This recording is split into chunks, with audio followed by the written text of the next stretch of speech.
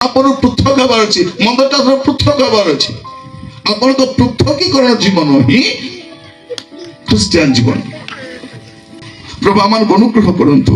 ଆଜି ଆମେ ଯୋଉ ଜଗତରେ ବାସ କରୁଛୁ, ଆମେ ଅଛୁ, କିନ୍ତୁ ଗୋଟେ ଦିନ ଆସିବ ଆମେ ଜଗତରୁ ପ୍ରଭୁଙ୍କ ରାଜ୍ୟକୁ ଚାଲିଯିବା। ଏଇଟା ଆମର ରହିବାର ଜାଗା ନାହିଁ ପ୍ରିୟ ଭାଇ ଭଉଣୀ ମାନେ। ଭାବନ୍ତୁ ନାହିଁ ଏ ଚର୍ଚ୍ଚ ସବୁବେଳେ ଥିବ, ଆମେ ସବୁବେଳେ ଥିବୁ, ନାଇଁ। ଯୀଶୁ ଆସିବା ପର୍ଯ୍ୟନ୍ତ ଅପେକ୍ଷା କରୁଛୁ। ଯୀଶୁ ଆସିଲେ ଆମେ ଚାଲିଯିବୁ। କେଉଁମାନେ ଯିବେ? ଜଣେ ପରିବର୍ତ୍ତନ ହେଇଛନ୍ତି ସେମାନେ ଯିବେ। କେଉଁମାନେ ଯିବେ? ନିର୍ଦ୍ଦୋଷ ଲୋକମାନେ ଯିବେ। କେଉଁମାନେ ଯିବେ? ଜଣେ ପ୍ରଭୁଙ୍କର ପଛରେ ଚାଲୁଛନ୍ତି ସେମାନେ ଯିବେ। କେଉଁମାନେ ଯିବେ? ଜଣେ ପୃଥକ ଜୀବନ କାଟୁଛନ୍ତି। ମୁଁ ଆପଣମାନଙ୍କୁ କହିବା ପାଇଁ ଚାହେଁ, ଯଦି ଆପଣ ପ୍ରଭୁଙ୍କୁ ବିଶ୍ୱାସ କରୁଛନ୍ତି, ଆପଣ ଅବିଶ୍ୱାସକୁ ବିବାହ କରିବା ଚିନ୍ତା କରିବେ ନାହିଁ। ମନେ ରଖିଥାନ୍ତୁ, ଅନେକ ଲୋକ କଣ ଭାବୁଛନ୍ତି, ମୁଁ ତାଙ୍କୁ ବାହା ହେବି, ତାଙ୍କୁ ପରିବର୍ତ୍ତନ କରିବି, ତାଙ୍କୁ ସ୍ୱର୍ଗକୁ ନେବ। ଯଦି ସେ ଭାଇଟା ନେଲା, କିଛି ନେଇ ପାରିବ ନାହିଁ। ଯୋଉ ଲୋକ ପରିବର୍ତ୍ତନ ହେଇନାହିଁ ସେ କାହାକୁ ପରିବର୍ତ୍ତନ କରିବ?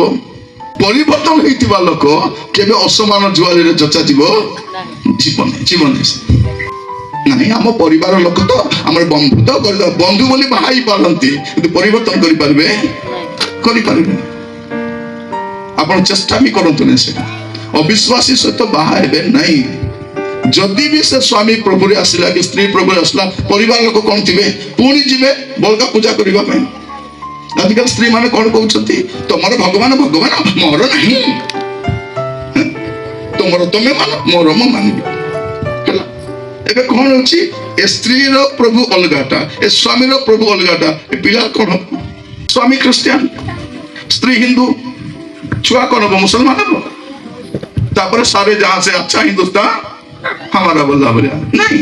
ଆପଣ କଣ ହେବେ? ଗୋଟେ ଅଫିସରେ କାମ କରନ୍ତୁ, ଗୋଟେ ଡିପାର୍ଟମେଣ୍ଟରେ କାମ କରନ୍ତୁ, ଗୋଟେ କଲେଜରେ ପାଠ ପଢନ୍ତୁ, ଗୋଟେ ଜାଗାରେ ବ୍ୟବସାୟ କରନ୍ତୁ, କିନ୍ତୁ ବିବାହ କରିବା ଚିନ୍ତା ଆପଣ କରନ୍ତୁ ନାହିଁ। ମନେ ରଖିଥାନ୍ତୁ। ଅନେକ ଲୋକ ଯେମାନେ ବାହା ହେଇଛନ୍ତି ହନ୍ତସନ୍ତ ହଉଛନ୍ତି। ଭଉଣୀ ମାନେ, ଆପଣ ମାନେ ଦେଖନ୍ତୁ, ଆପଣ ପ୍ରଭୁରେ ଆସିଗଲେ, ଆପଣଙ୍କ ସ୍ୱାମୀ ପ୍ରଭୁରେ ଆସି ଏବେ ସେ କଣ କହୁଛନ୍ତି? ତୁ ପ୍ରାର୍ଥନା କରିବୁ, ବାଇବଲ ପଢିବୁ, ମୁଁ ଜାଣିନାହିଁ, ତୁ ସେଇଟା କରିବା ପାଇଁ ବି ବାଧ୍ୟ। ଯଦି କରିବୁ ନାହିଁ, ରହିପାରିବୁ ନାହିଁ। ଏବେ ଯୋଉ ଭାଇ ମାନେ ବାହା ହେଇଛନ୍ତି ଅଣଖ୍ରୀଷ୍ଟିଆନକୁ କଣ କରୁଛନ୍ତି? ଯାଇକରି ମନ୍ଦିର ପାଖରେ ଛାଡି ଦେଇ ତଳେ ଠିଆ ହେଇଥାଉଛନ୍ତି। ମୁଁ ଯାଉନାହିଁ ଭାଇ, ତାଙ୍କେ ଯାଉଛନ୍ତି। ଅନେକଙ୍କର ସେଇ ପରିସ୍ଥିତି। ଏବେ ମନେ ରଖିଥାନ୍ତୁ, ମୁଁ କାହିଁକି ଖୋଲିକି କହୁଛି, ଆପଣଙ୍କୁ ଗୋଟେ ପୃଥକ ଜୀବନ କାଟିବା ଦରକାର। ଜଗତ ଠାରୁ ପୃଥକ ଜୀବନ କାଟିବା ଅଛି। ଆପଣ ପ୍ରଭୁଙ୍କର ଆଲୋକ ଆଉ ଅନ୍ଧକାର ସମ୍ପର୍କ ନାହିଁ। ବିଶ୍ୱାସୀ ଅବିଶ୍ୱାସୀର ବିବାହ ହେବ ନାହିଁ। ଯଦି ହବ ସମସ୍ୟା